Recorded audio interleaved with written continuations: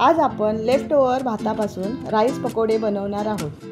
त्यासाठी आपण 2 शिमला मिरची बारीक कट करून घेतली, 4 ते 5 हिरवी मिरची बारीक कट करून घ्यायची, गाजर पिसून घ्यायचे व कोथिंबीर बारीक चिरून घ्यायची, 1 कांदा बारीक कट करून घ्यायचा।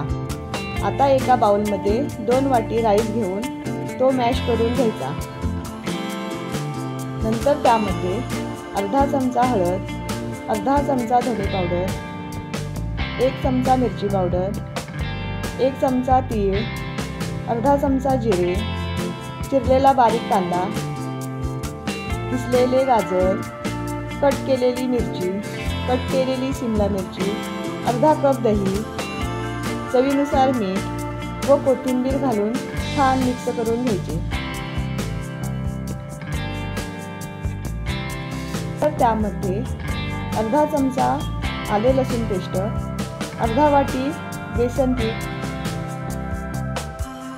अर्धा चमचा चाट मसाला घालून पुन्हा छान मिक्स करून घ्यायचे व त्याचे लिंबा एवढे गोळे करून घ्यायचे।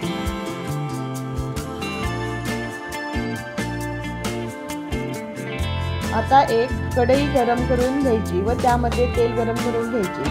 नंतर केलेले बॉल गोल्डन कलरमध्ये तळून घ्यायचे।